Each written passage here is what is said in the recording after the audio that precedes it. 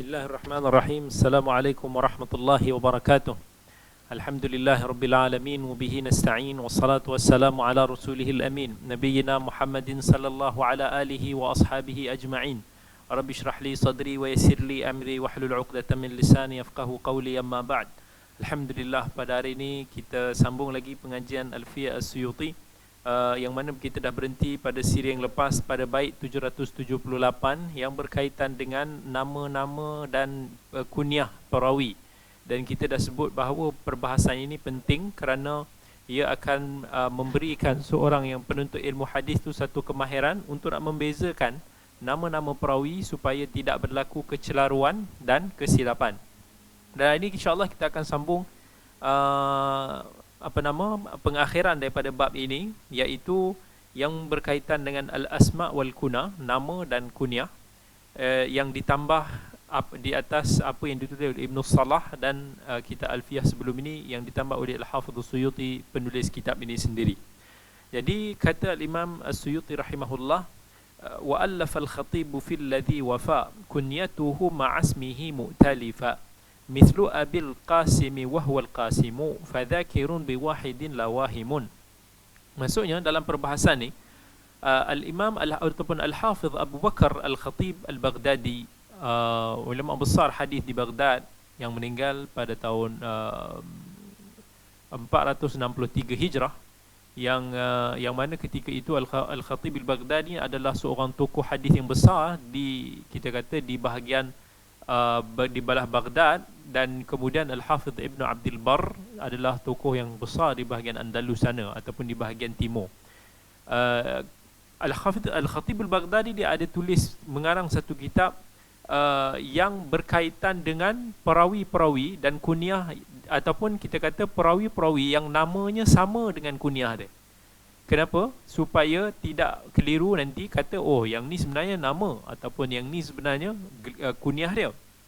Contoh kat sini dibawa Abul Qasim wahwal Qasim. Nama perawi itu sebenarnya Al-Qasim, tetapi dia juga kunyah dia Abul Qasim. Jadi seolah-olah kalau orang kata Abul Qasim, orang akan tahu bahawa nama anak dia Qasim. Tetapi bila orang confuse, dia ni Qasim ataupun sebenarnya Abul Qasim, sama ada kita ingat dia orang yang sama atau orang yang lain, ataupun Abu tu kita ingat hilang daripada nama dia. Jadi kita akan confuse sama ada Qasim itu kesilapan daripada Abul Qasim, terbuang Abu tu, ataupun itu actually is nama dia. Jadi kat situ penting dibuat satu kitab yang menghimpunkan perawi-perawi yang memiliki nama dan kunyah yang sama. Okey. Dia kata wa fil ladzi kunyatuhu qad ulifa ismu abihi ghalatun bihi intafa. Itu kita sebut kenapa dia mengarang kitab ni. Nahwu abi muslimin bin muslim wa huwa al-agharrul madani fa'lami. Okey, dia kata contohnya dibuat lagi satu penulisan yang mana dia kata kunyah seseorang itu sama dengan nama ayah dia pula. Contoh Abu Muslimun bin Muslim. Jadi kalau orang tak perasan, orang akan ingat, sekejap, Ibnu Muslim bin Muslim ke Abu Muslim bin Muslim?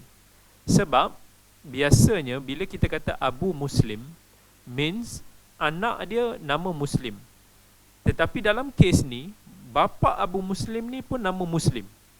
Jadi dia pun macam, mungkin ada orang tak perasan, dia ingat Abu tu sebenarnya Ibnu. Dia tersalah. Dia kata Abu Muslim, orang ingat dia sebagai anak kepada Muslim.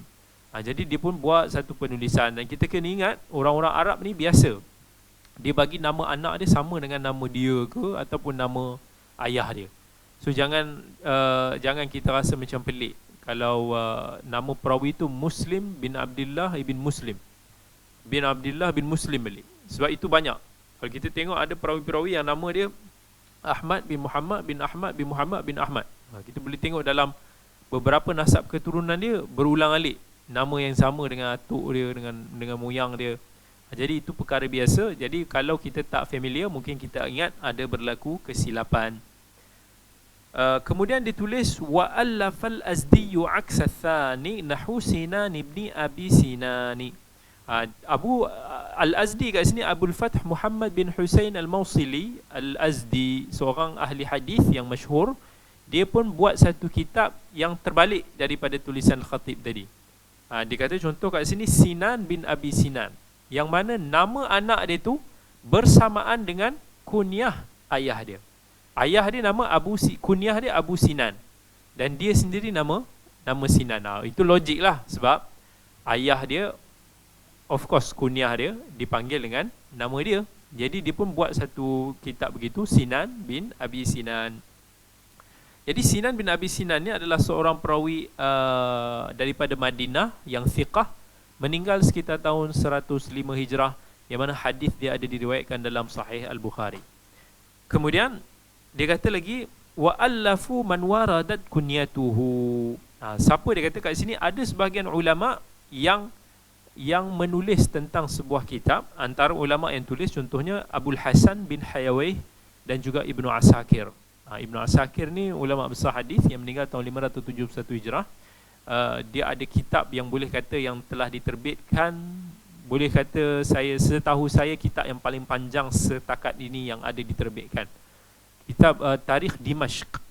Tarikh Dimashq ataupun sejarah Damsyik tu ditulis oleh Ibnu Asakir, yang sekarang ni diterbitkan sebanyak 70 jilid. 70 jilid. Dan saya rasa kalau susun, mungkin daripada hujung pentas ni boleh sampai ke hujung pentas tu lah, dia punya panjang kitab dia. Yang ini antara keajaiban yang mana ulama selalu tertanya-tanya macam mana Ibnu Asakir tulis, sejak bila dia menulis kitab yang begitu panjang ni. Yang mana dalam kitab Tarikh Dimashq dia menghimpunkan pertama sekali sejarah bumi Damsyik. Yang kedua, dia menghimpunkan juga tentang siapa, dia rekodkan siapa daripada kalangan ulama yang pernah masuk ke bumi Dimashq, yang pernah ambil hadis di Dimashq, ataupun perawi itu sendiri daripada Dimashq. Dan dia akan letak hadis-hadis perawi itu. Itu contohnya, okey, disusun yang mana perawi mula daripada huruf alif. Contoh Ahmad bin Fulan bin Fulan. Jadi siapa yang riwayatkan, ataupun dia akan sebut siapa guru-guru Ahmad, siapa murid-murid dia, hadis apakah yang diriwayatkan. Dan perawi itu syarat dia mesti sama ada perawi itu daripada bumi Damsyik, ataupun perawi itu pernah masuk sebentar untuk nak belajar hadis ataupun mengajar hadis di bumi Dimashq. Itu kelebihan kitab Tarikh Dimashq, yang mana sekarang ni antara salah satu daripada kitab sejarah yang sangat penting untuk kita mengetahui latar belakang ataupun biografi perawi, dan juga kita nak tahu tentang status perawi itu. So kitab Tarikh Dimashq antara kitab yang penting. So Tarikh Dimashq ni Ibnu Asakir ni datang selepas Al-Khatib Al-Baghdadi. Yang tadi kita bagi tahu Al-Khatib Al-Baghdadi, dia ada kitab Tarikh Baghdad. Tarikh Baghdad ni adalah dia berkaitan dengan sejarah bumi Baghdad. So dia ada cerita tentang Baghdad daripada dulu sampai sekarang, dan dia juga bawa perawi-perawi yang daripada Baghdad dan perawi-perawi yang pernah masuk dan menetap di Baghdad. So Ibnu Asakir dia buat Tarikh Dimashq, dan ulama-ulama lain pun karang selepas itu seumpama. Ada Tarikhul Mawsil, ada Tarikh Harran, ada Tarikh Al-Madinah, ada tarikh macam-macam negeri yang mana tempat dulu ulama-ulama Islam menuntut ilmu di sana ketika itu. Dan itu semua menjadi khazanah yang berharga buat umat Islam sampai ke hari ini masih ada. Dan mereka yang mengkaji hadis ataupun mengkaji sejarah itu biasanya dia akan tahu tentang kitab-kitab ni. Dia kata wa'allafu man waradat kunyatuhu wa wafaqathu kunyatan zaujatuhu. Yang ini menarik juga. Dia dihimpunkan perawi-perawi yang kunyah dia bersamaan dengan kunyah isteri. Okey, contohnya Abu Bakar As-Siddiq. Dia akan himpunkan, okey, Abu Bakar As-Siddiq, yang mana kita pun tahu Abu Bakar As-Siddiq ni adalah kunyah. Isteri dia juga digelar sebagai Ummu Bakar. Ummu Bakar. Tapi Ummu Bakar ni yang dia kahwin awal-awal dulu, yang mana tidak sahlah Islam dia. Daripada sudut riwayat, Ummu Bakar ni tidak masuk Islam. Antaranya sahabat Nabi, misalnya Abu Dhar, yang mana Abu Dhar dia punya kunyah dia pun sama dengan isteri dia, Ummu Dhar. Yang ni mungkin kita kata agak biasalah, sebab mungkin kita kata nama anak kita sama. So kalau kita Abu Muhammad, so mungkin kita punya isteri pun digelar sebagai Ummu Muhammad. Cuma dalam kes ni dia bukan kerana nama anak. Abu Bakar bukan sebab ada nama anak dia Bakar, ataupun Abu Dhar bukan sebab nama anak dia Dhar. Jadi tapi sama nama pasangan. Kemudian dia kata lagi wa fil ladzi wafaqa fi ismihil aba nahwu Adi ibn Adi nasaba. Kemudian ada juga Abul Fath Al-Azdi Al-Ya'muri tadi, dia menulis sebuah kitab yang menghimpunkan nama anak yang sama dengan nama ayah. Dalam dunia perawi dihimpunkan perawi-perawi yang mana nama dia sama dengan nama ayah. Adi bin Adi. Dalam contoh ni dia bawa contoh Adi bin Adi daripada bumi Kufah, yang mana dia ni adalah salah seorang daripada orang kanan Umar bin Abdul Aziz, yang hadisnya juga ada diriwayatkan dalam Ibn Majah, seorang perawi yang thiqah. Nama dia Adi bin Adi Al-Kufi. Jadi nama anak itu yang uniknya, orang Arab ni kadang-kadang dibubuh nama anak dia sama dengan nama dia sendiri. Itu jarang-jarang ataupun mungkin kita tak pernah jumpa dalam masyarakat Melayu kita. Jadi kalau nama kita contohnya siapa? Contoh siapa-siapalah nama kita kan, Ikmal. Kita pun tak ada letak nama anak kita Ikmal balik. Melainkan nama tu murakkab, nama yang orang bercantum-cantum ni, dia letak Muhammad sekian. Anak dia mungkin dia nak juga Muhammad sekian. Ataupun sometimes dia letak nama keturunan, Wan ke siapa-siapa lah. Jadi itu partly lah, itu lebih kepada nama macam kita kata nasab. Tetapi nama yang betul-betul ni jarang masyarakat kita diletak nama anak dia yang sama. Muhammad bin Muhammad. Ada orang Arab biasa buat. Sebagai contohnya, dia suka dengan nama Muhammad sebab bagi dia itu salah satu bentuk untuk nak macam kira kata tabarrukan dengan nama Nabi kita Muhammad SAW. Jadi dia ni dibubuh nama anak dia Muhammad, anak dia tu pun bubuh nama anak dia Muhammad lagi, dia pun bubuh nama anak dia Muhammad. So orang Arab biasa, kalau kita tengok nama yang sama, anak dia Abdullah, bapa dia pun Abdullah, boleh jadi. Sebab dia orang ni simple je, bila bagi nama dia tengok, oh hadis bagi tahu nama yang paling Allah suka Abdullah dan Abdul Rahman. So kita bubuh nama anak kita, ada Abdullah, ada Abdul Rahman. Kalau ada lebih, Abdul Aziz, ataupun nama-nama yang ada merangkumi nama-nama Allah Azza wa Jal. Jadi biasa dibubuh macam tu. So kita tak pelik kalau kita jumpa orang Arab yang mana nama anak dia sama dengan nama ayahnya sendiri. Siapa nak try buat macam tu, try lah. Boleh, kalau siapa yang boleh beranak lagi, memiliki anak, try bubuh nama sendiri kan. Mesti orang macam pelik ya, aku panggil nama aku sendiri. Kemudian dia kata kat sini, wa iyazid ma'a jaddihi fahassini kal Hasani ibn al-Hasani ibn al-Hasani. Alright. Macam dia kata dimasukkan juga even perawi yang macam tadi kita bagi tahu, dia bukan sama saja nama dia dengan ayah dia, tapi sama dengan atuk dia juga. Contohnya kat sini Al-Hasan bin Al-Hasan bin Al-Hasan. Al-Hasan kat sini bermaksud dia adalah seorang perawi yang makbul, yang hadisnya ada diriwayatkan oleh Abi Daud dan An-Nasa'i, meninggal tahun 145 Hijrah. Ayah dia juga nama Hasan, yang mana ayah dia nama Hasan ni adalah seorang perawi yang okey, saduq, yang meninggal tahun 97 Hijrah. Ayahnya lagi nama juga Hasan, yang merupakan cucu kepada Nabi kita sallallahu alaihi wasallam, Hasan bin Ali bin Abi Talib. So nama dia Hasan bin Al-Hasan bin Al-Hasan bin Ali bin Abi Talib. So 3 generasi nama yang sama. Tapi dulu tak salah saya ada jumpa yang 9 generasi atau 7 generasi yang mana nama yang sama dengan ayah-ayahnya tu. Okey. Jadi itu yang berkaitan dengan ada lagi. Okey. Katanya kemudian sambung lagi, au syaikhahu wa syaikhahu qad bana Imrana an Imrana an Imrana. Itu dia buat contoh lagi. Ini benda-benda yang dia kata nama-nama perawi yang unik untuk kita ambil tahu. Misal kata yang tadi kita kata nama ayah daripada nama ayah, tapi yang ini daripada nama yang sama, guru di nama yang sama, guru di nama yang sama. Contoh kat sini dia kata Imran daripada Imran. Jadi maksud dia kat yang Imran yang pertama iaitu Imran bin al-Muslim al-Minqari, yang mana dia adalah seorang perawi yang saduq, ada hadis di dalam riwayat Bukhari dan Muslim. Jadi Imran yang bin Muslim al-Munqiri ni, dia punya guru dia riwayat daripada Imran juga. Imran bin Milhan, seorang mukhadram yang thiqah. Mukhadram yang thiqah meninggal tahun sekitar 145 Hijrah. Yang mana mukhadram ni maksud dia apa? Mukhadram adalah orang yang hidup pada zaman Nabi SAW. Dia masuk Islam tapi dia tak bersempat bertemu dengan Nabi. Jadi itu dinamakan mukhadram. Dia sezaman dengan Nabi tetapi dia tidak sempat bertemu dengan Nabi. Kalau dia bertemu dengan Nabi, maka dia dipanggil sebagai sahabat. Jadi kat sini daripada Imran. Imran yang ketiga ni adalah sahabat yang masyhur yang dinamakan sebagai Imran bin Al-Husain Al-Khuzai, seorang sahabat yang meninggal tahun 52 Hijrah dan pernah menjadi qadi di Kufah. Yang mana hadis Imran bin Husain ini ada diriwayatkan dalam riwayat jemaah daripada Kutubus Sittah. Semua ada hadis-hadis daripada Imran bin Husain.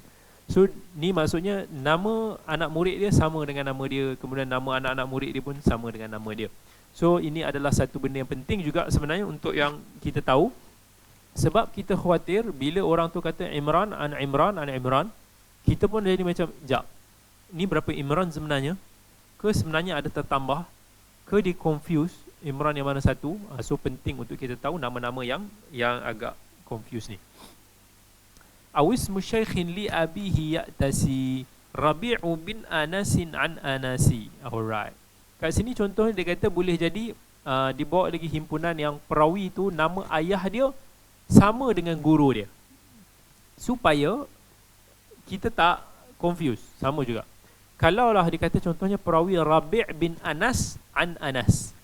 Jadi kalau dalam kitab nanti ataupun dalam manuskrip tu ditulis Rabi' bin Anas, tak ada nanti kita ingat bin tu sebenarnya an, which is an tu maksudnya dari. Jadi kita pun tahu Rabi' bin Anas daripada Anas. So kita tahu yang ayah dia pun nama Anas. So tidak semestinya kita kata macam nanti dia ada salah kat situ. Kita tahu Rabi' bin Anas an Anas. So kita tak ingat Anas nama ayah Rabi' itu tambahan semata-mata. Okey, tu maksudnya Rabi' bin Anas Al-Hanafi, seorang yang pernah tinggal di Khurasan, perawi yang saduq.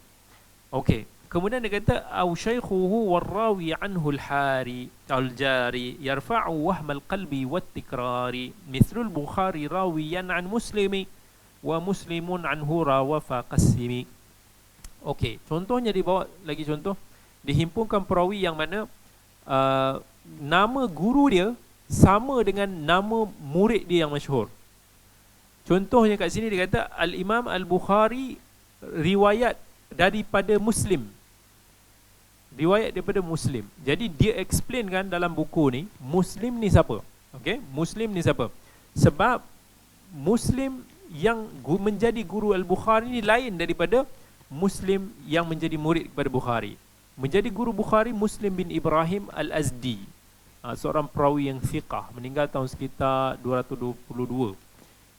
Anak murid dia yang Muslim, yang menulis kitab Sahih Muslim, itu adalah Muslim bin Al-Hajjaj An-Naisaburi. Yang tu lain. Itu Imam Muslim yang meninggal tahun 261 Hijrah. Jadi tak ada nanti orang akan ingat terbalik.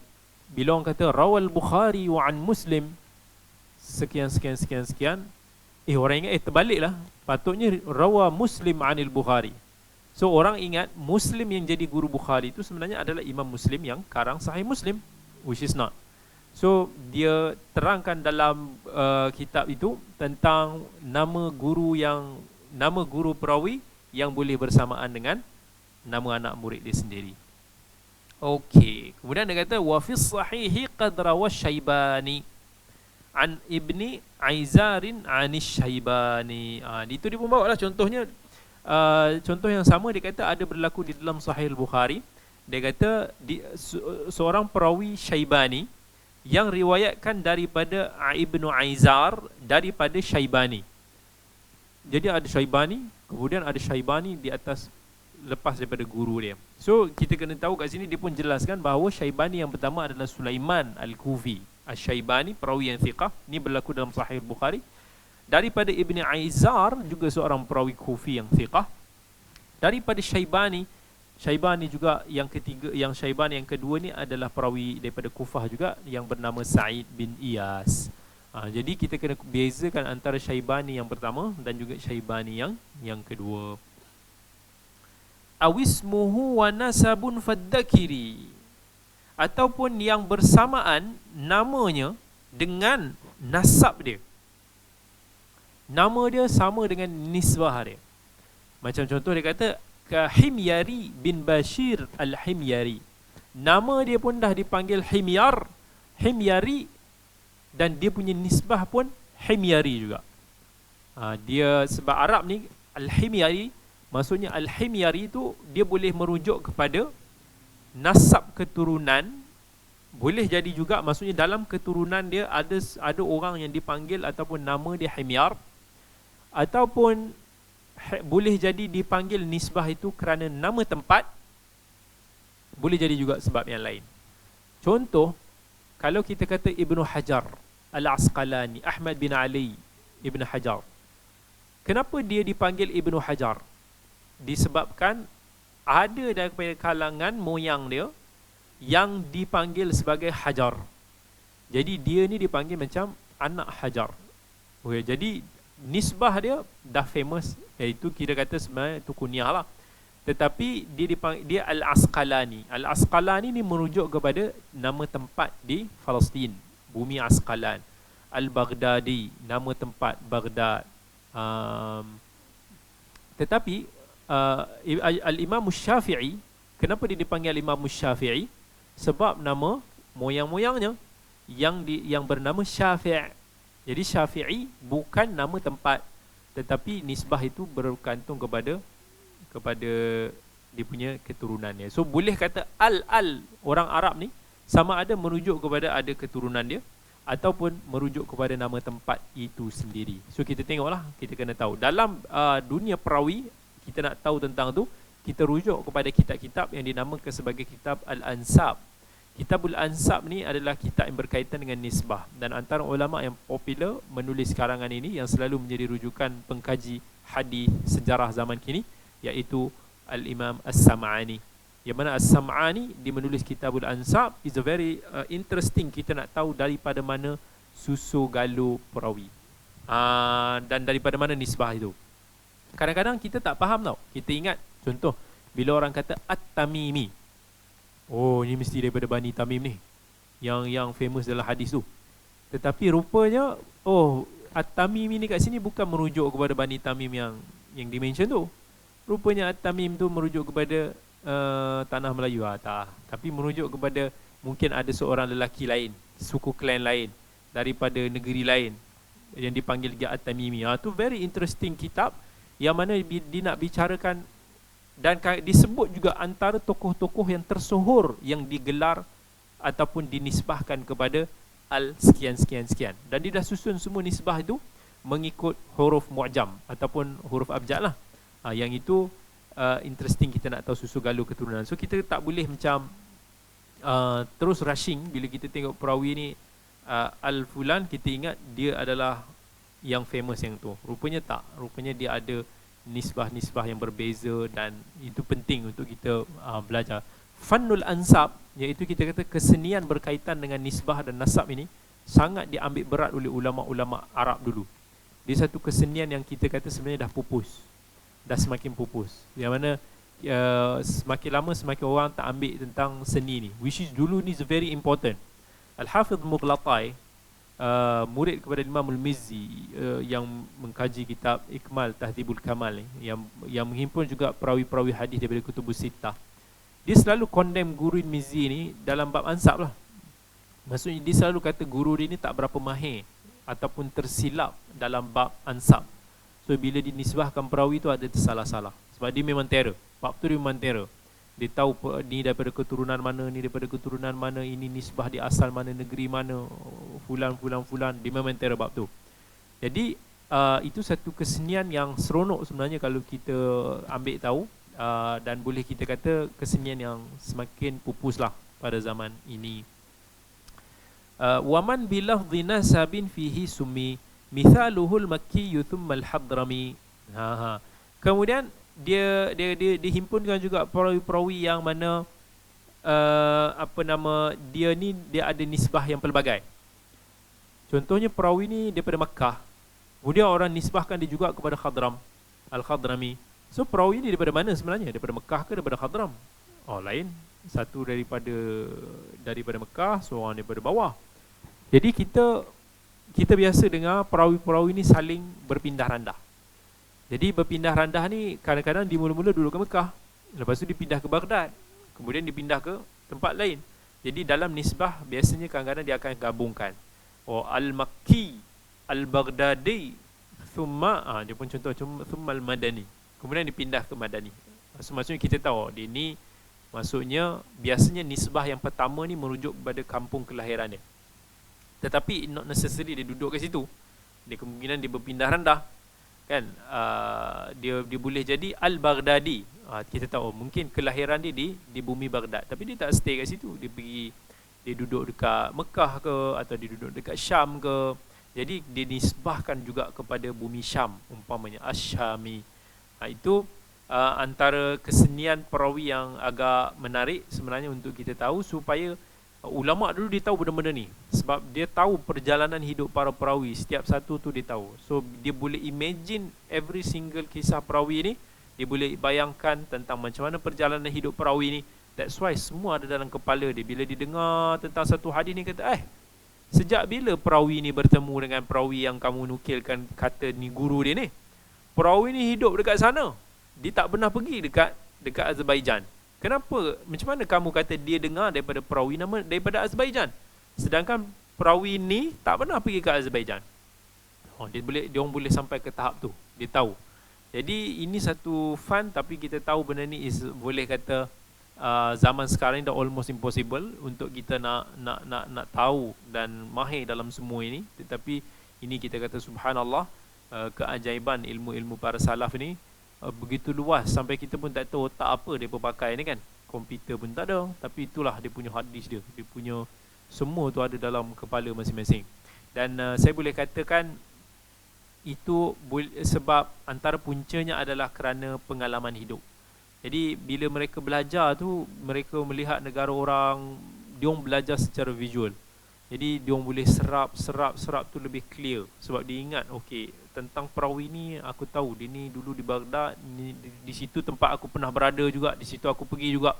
Sebab ulama hadis dulu dia mengembara macam-macam tempat-tempat ni. Biasalah kalau dia pergi negara-negara dekat Syam, dekat belah Saudi Hijaz sekarang, dekat belah Andalus sana, dia akan pergi. So setiap tempat tu dia dah boleh macam familiar, dan dia pergi tu bukan duduk kejap-kejap bertahun-tahun.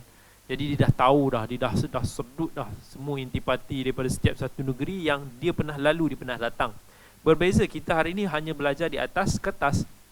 So bila kita belajar atas kertas, kita nak cuba nak menghayati, cuba nak membayangkan, dia jadi susah sikit. Sebab kita hanya nampak ejaan, kita hanya nampak kertas. Tapi dia orang nampak in person, dia nampak fulan, dia nampak orang ni, dia nampak keadaan ni. So bila kita dapat pengalaman itulah yang akan membuatkan kita ingat lebih lama. That's why kita kadang-kadang cerita-cerita yang kita lalui zaman-zaman kita kecil dulu pun kita boleh ingat lagi, kita boleh sampaikan lagi, sebab kita nampak, kita lalui benda tu. So apa yang kita lalui sebenarnya akan lebih terpahat dalam kepala kita daripada apa yang sekadar kita baca dan kita dengar semata-mata. Baik, kemudian kita pergi kepada bab yang baru, iaitu bab al-alqab. Bab Al-Qab. Al-Qab ni apa maksud dia? Al-Qab ni gelaran.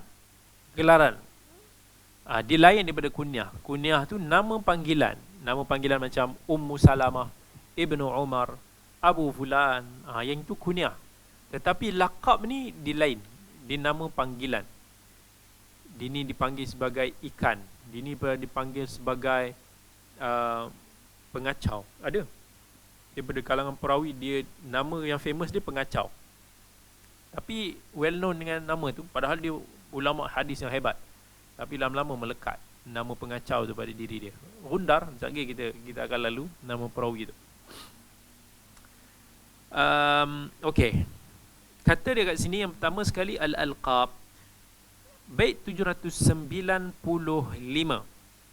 Wa'na bil alqabi lima taqaddama wa sababil wad'i wa ulif fihima. Okay, dia kata ambil perhatian orang-orang yang nak belajar hadis semua dengan perbahasan yang berkaitan dengan alqab, dengan berdasarkan kepada apa yang kita dah sebutkan tadi, penting supaya kita tak confuse ataupun kita tak salah teka orang, kita tak salah ingat yang seorang tu ramai, ataupun kita tertukar, dia ni sebenarnya nama dia begini ke, nama dia sebenarnya macam ni. Kita pun dah mula confuse kat situ. So dia kata ambil perhatian. Sebagai contoh saya bagi tahu is perawi nama dia Abbad bin Abi Saleh.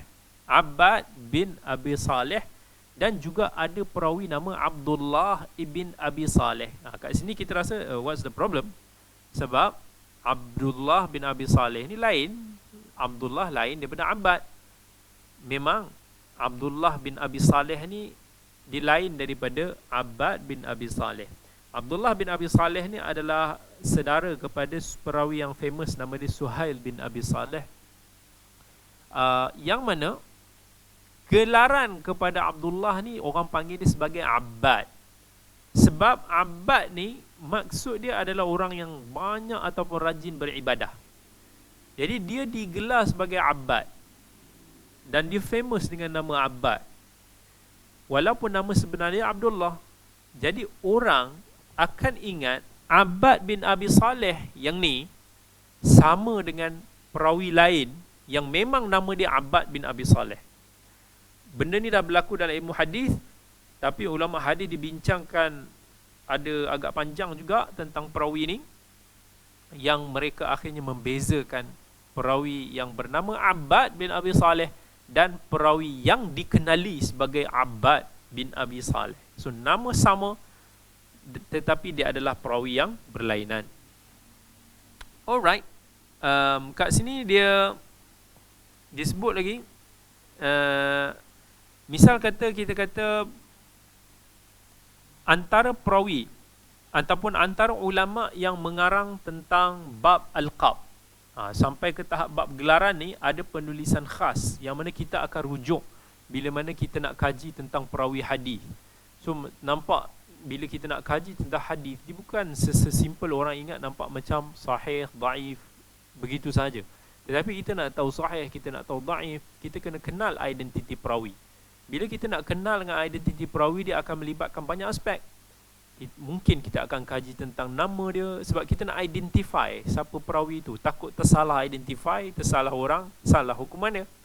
Kita nak tahu, mungkin kita nak kena cari yang berkaitan dengan gelaran dia.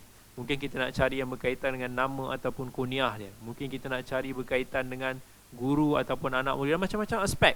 Yang itu semua ni akan memakan a bit masa.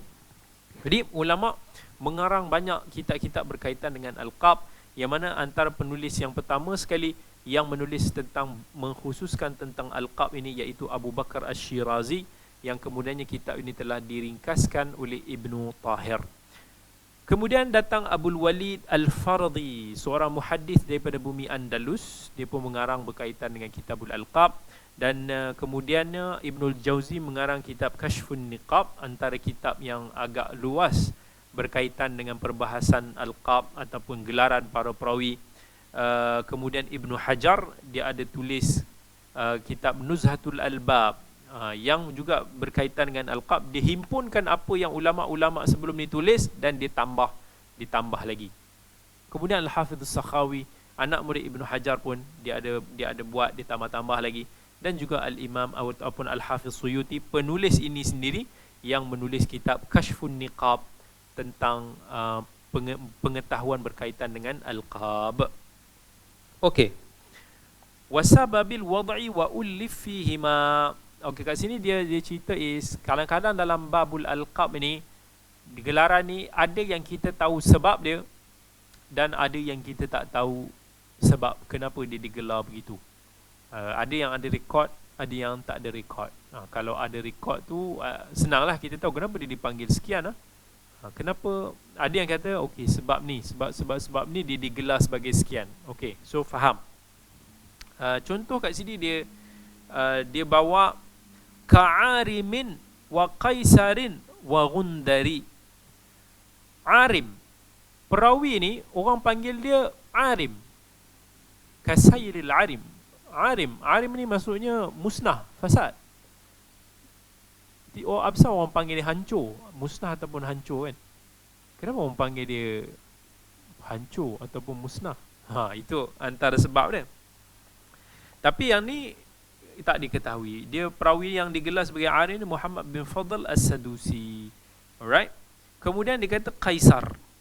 Qaisar ni nama perawi dia Hashim Al-Laythi, guru kepada Imam Ahmad. Dipanggil sebagai Qaisar. Qaisar ni panggilan Arab ni macam Caesar lah, Caesar. Panggilan Raja Rom Raja Rom kan. Dia panggil sebagai Caesar kan. Okey. Kemudian dia kata Waghun dari Lisattatin Muhammad bin Ja'fari. Perawi yang dipanggil sebagai Gundar. Gundar ni tadi yang saya kata ni adalah gelaran ataupun panggilan yang bermaksud pengacau. Gundar, pengacau. Kat sini dia kata ada 6 orang yang dipanggil sebagai Gundar dan nama mereka ke-6 ni semua sama, Muhammad bin Ja'far. Tetapi masing-masing dipanggil Gundar ada kisah masing-masing. Yang itu yang aneh tu, maksudnya nama perawi sama, Muhammad bin Ja'far. Gelaran pun sama, orang panggil Gundar, maksudnya pengacau. Itu a bit unik lah. Sebab ada lagi perawi lain yang dipanggil sebagai Gundar, tetapi 6 ini yang mempunyai nama yang sama. Yang pertama, Abu Abdillah Al-Basri. Abu Abdillah Al-Basri, kawan kepada Syu'bah bin Al-Hajjaj dan Syekh kepada Bundar yang meninggal tahun 194 Hijrah. Orang dulu dia ada kisah dia kenapa dia dipanggil sebagai macam pengacau ni, dan orang-orang Hijaz ni dipanggil orang-orang yang pengacau ni sebagai Gundar. Itu dia punya cara dia orang panggil lah. Perawi yang kedua Muhammad bin Ja'far juga yang dipanggil sebagai Gundar adalah Abul Husain Ar-Razi. Muhammad bin Ja'far Abul Husain Ar-Razi. Ini perawi yang lain daripada yang tadi. Yang ini adalah anak murid kepada Abu Hatim Ar-Razi, seorang muhaddis tu kan. Perawi yang ketiga Abu Bakar Al-Baghdadi. Nama pun sama, Muhammad bin Ja'far Abu Bakar Al-Baghdadi, juga dipanggil sebagai Gundar. Yang ini adalah guru kepada Al-Imam Abu Nuaim dan juga Al-Imam Al-Hakim An-Naisaburi. Yang keempat ada perawi nama dia Abu Tayyib Al-Baghdadi. Nama pun sama, Muhammad bin Ja'far. Yang ini adalah guru kepada Al-Hafidh ataupun Al-Imam Ad-Daraqutni rahimahullah. Dan kemudian ada lagi perawi yang nama yang sama juga, yang digelar sebagai, dipanggil juga Abu Bakar Al-Qadhi Al-Baghdadi juga, dan juga Abu Bakar An-Najjar. Mereka ini adalah perawi-perawi yang berkongsi nama dan juga gelaran yang sama, Gundar. So sebahagian diketahui kenapa dipanggil Gundar, sebahagian lagi tak diceritakan kenapa dia dikenali sebagai Gundar. Interesting juga kemudian dia kata, contohnya perawi yang bernama Waddali Wadda'ifi Sayyidani wa Yunus Al-Qawi Dhuliyani. Ada juga perawi yang digelar sebagai si sesat atau penyesat. Dal ni orang yang sesat. Dia ni sesat. Siapa yang rela dia dipanggil sebagai sesat? Kita ni Abu Muaz yang mana? Abu Muaz yang sesat. Sesat tu. Ataupun perawi itu dikenali sebagai daif. Yang lemah. Orang memang panggil dia daif. Yang lemah. Siapa yang nak dipanggil sebagai lemah? So kalau kita cari punca kenapa dia orang ni digelar dengan gelaran-gelaran ni, dia macam nothing to do dengan, dia kata, sebab tu dia kata waddali wadda'ifi sayyidani. Perawi yang digelar sebagai sesat dan lemah ni sayyidan. Dua-dua ni adalah perawi yang hebat, tetapi gelarannya buruk. Itu yang malang sekali itulah. Orangnya hebat, tetapi gelarannya agak buruk sikit. Dal ni contohnya dia adalah perawi yang nama Muawiyah bin Abdul Karim. Muawiyah bin Abdul Karim Ad-Dal. Muawiyah bin Abdul Karim yang sesat. Kenapa dipanggil sesat? Sebab dia dulu pernah merantau pergi ke Mekah, kemudian dia tersesat jalan, kemudian dia dikatakan mati di tengah jalan ketika dia sedang tersesat dan orang tak temui dia dah. So orang panggil dia Abdul Karim Muawiyah Ad-Dal, Muawiyah yang sesat. Dia bukan penyesat yang kita kata sesat agama ke apa, sesat akidah ke, tidak. Tapi bunyinya macam tu lah. Sebab tu kita tak ada siapa daripada kita yang nak mengaku dia sesat. Sebab dia tak macam bunyi sesat jalan, dia macam bunyi sesat akidah sikit. Ad-Da'if, perawi yang lemah. Kenapa dia digelar sebagai perawi yang da'if? Perawi ni dia adalah antaranya nama dia Abdullah bin Muhammad Ad-Da'if. Perawi ni hebat, seorang yang mulia pada zaman dia. Tetapi orang panggil dia lemah. Bukan kerana hadis dia lemah. Orang sama ingat bila orang kata Abdullah yang mana? Oh, Abdullah Ad-Da'if. Oh, orang pun ingat, oh, Abdullah yang lemah hadis dia. Sedangkan bukan lemah hadis dia, tetapi dia dipanggil lemah kerana orang tengok tubuh badan dia lemah lah. Mungkin keadaan dia agak lemah, dia kurang sihat ke, ataupun watak dia tu macam orang yang lembik, lemah. So orang panggil dia Ad-Da'if. Bukan kerana martabat ataupun status hadis dia. So sebab tu kita penting juga nak tahu gelaran ni, supaya taklah kita hukum dia. Taklah nanti tiba-tiba kita baca dalam kitab hadis, kita lalu dekat sanad hadis, perawi tu, oh, an Muawiyah Ad-Dal. Oh, Muawiyah sesat. Terus kita kata, oh hadal hadis munkarun jiddan. Tiba-tiba kita kata hadis ni memang mungkar. Sebab apa? Sebab ada perawi yang sesat. Itu salah faham. Padahal perawi tu thiqah, perawi tu yang sangat terpercaya. Tiba-tiba kita lalu, oh, perawi an Abdullah bin Muhammad Ad-Da'if. Kita pun terus hukum hadis dia dhaif sebab perawi ni dhaif. Sedangkan dia perawi itu thiqah, hebat, tetapi gelaran dia dipanggil sebagai si lemah. Ni pun buat contohnya wa Yunusal qawi dzuliyani. Yang ni ditunjuk antara lagi perbahasan yang quite interesting, dimasukkan nama-nama perawi yang diberi gelaran yang berlawanan dengan keadaan sebenar. Contohnya dia kata, dia bawa contoh dua nama perawi yang nama Yunus. Satu Yunus dipanggil sebagai Yunus Al-Kadhub, dan satu lagi Yunus dikenali sebagai Yunus As-Saduq.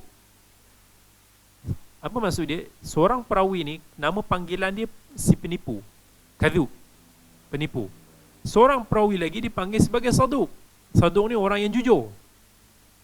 Tetapi keadaan yang sebenarnya berlainan sama sekali, kerana Yunus yang pendusta itulah perawi Yunus yang bagus.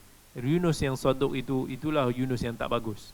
Yunus yang si jujur tu itulah yang tak bagus. Sebab Yunus yang Kadhub, yang dipanggil sebagai penipu ni, adalah perawi yang thiqah mutqin.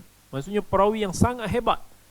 Dia terpercaya lagi teliti orangnya. Orang yang hidup di zaman Al-Imam Ahmad bin Hanbal. Tapi kenapa dia sebagai pendusta? Sebab dia dah terlampau power. Maksudnya orang impress sangat dengan dia. Orang panggil dia penipu. So orang panggil penipu. Macam sebab dia power sangat. Saya bagi contoh, dalam hadis ada perawi yang dipanggil sebagai syaitan. Kenapa syaitan? Dia orang panggil dia sebagai syaitan sebab dia ni macam gila terror. Macam mana dia boleh hafal ni, macam mana dia boleh ingat ni, macam mana dia boleh tahu. Orang macam nak gurau, syaitan dia ni. Orang Arab dulu kan, syaitan. Maksudnya syaitan tu bukan dia nak kata dia ni keji. Dia nak kata mantap, macam kita kata memang hantu gila dia ni kan. Contoh macam tu lah.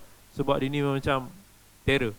Dia ni gila lah. Lepas tu ada orang rekod, tulis fulan dikatakan gila. Tapi dia tak faham gila yang kita kata dalam istilah bahasa kita ni mantap tau. Macam gila tu bukan gila yang mereng tu. Macam itulah istilah dia. Dalam ni pun ada. So dia gelaran, dia jadi macam digelar berlawanan dengan sifat dia. Yunus As-Saduq ni pula, dia adalah Yunus ibn Muhammad daripada kalangan sigar atba'u tabi'in. Dia daripada kalangan sigar tabi'in. Tabi'in yang kecil. Dia digelar sebagai Yunus yang jujur, sedangkan dia adalah kadzab. Dia adalah perawi yang penipu sebenarnya.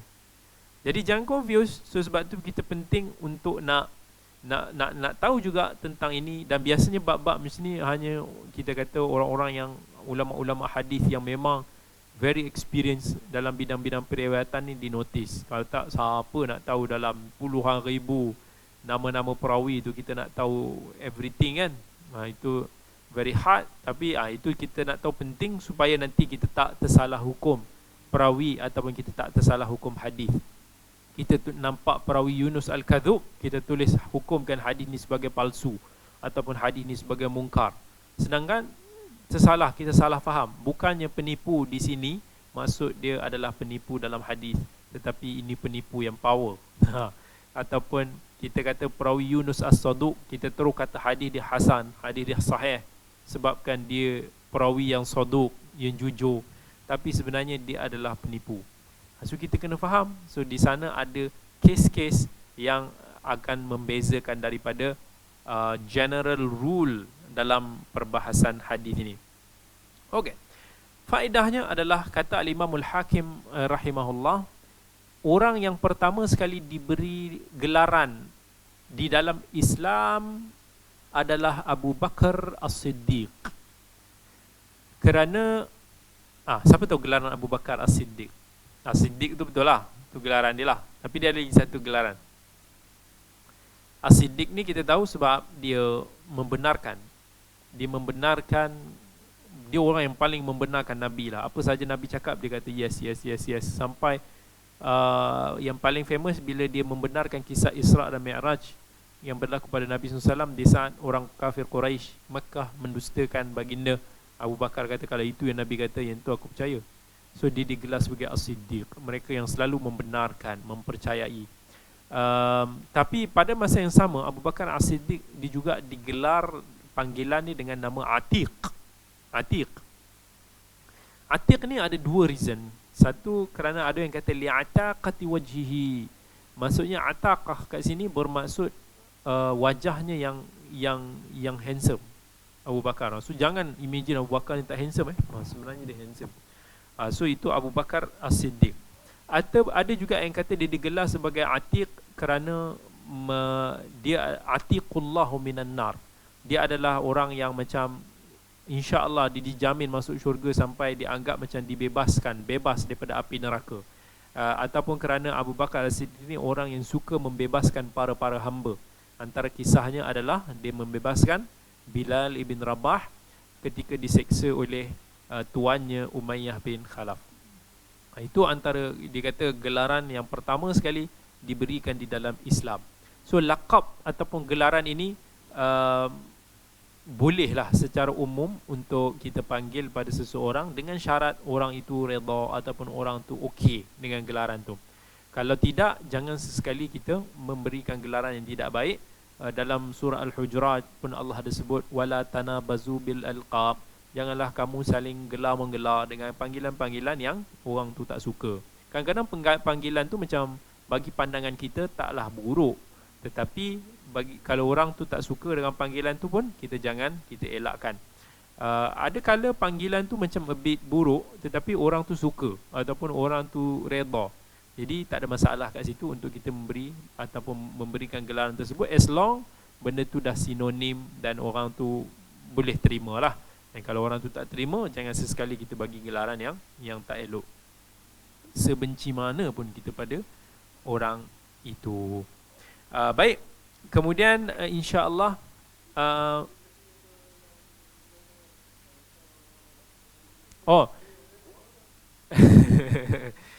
dia ada satu benda is sometimes seorang ni ada orang dia disuka sebab apa? Dia rasa satu itu panggilan guru dia yang unik pada diri dia. Sama orang dia rasa macam itu menandakan macam dia lain sikit lah daripada lain. Sebagai contoh, Ali bin Abi Talib. Ali bin Abi Talib dia dipanggil sebagai Abu Turab, bapa tanah ataupun si tanah kan. Kenapa dia dipanggil sebagai tanah? Sebab kisah dia dengan ada masa kisah dengan Fatimah kan, isteri dia ada gaduh-gaduh sikit, masa dia dibaring dekat masjid sampai berdebu lah dia punya badan dia. Jadi Nabi pun tengok, tahu Ali tengah sedih masa tu, dia pun, qum ya Abat Turab, bangun orang yang macam ber, ber, bergelumang dengan tanah ni, si tanah bangun. So Ali dia kata walaupun Nabi panggil dia Abu Turab, masuk dia kerana itu. Dia kata sejak itu gelaran panggilan yang paling aku suka adalah panggilan tu. Orang panggil dia Abu Turab. Walaupun sepatutnya dia dipanggil dengan Abul Hasan lah, sebab mengambil kira anak dia. Tapi dia suka panggilan Abu Turab kerana dia rasakan itu adalah panggilan daripada insan yang istimewa di hati dia kepada diri dia. So kita, kadang-kadang ada orang tak suka, kadang-kadang ada orang okey. So kadang-kadang dia melihat kepada uruf lah, ataupun melihat kepada suasana masyarakat ataupun dia itu sendiri. Sometimes dia okey je. Sometimes orang tak nak kan. Dia bila orang panggil dia macam tu, dia dah buat muka sikit. Itu janganlah, kita tahulah dia tak suka sebenarnya. Wallahu ta'ala alam. InsyaAllah kita akan sambung lagi perbahasan kita pada minggu yang akan datang. Dan jangan lupa balik awal malam ni, kerana sebentar lagi kita akan PKP.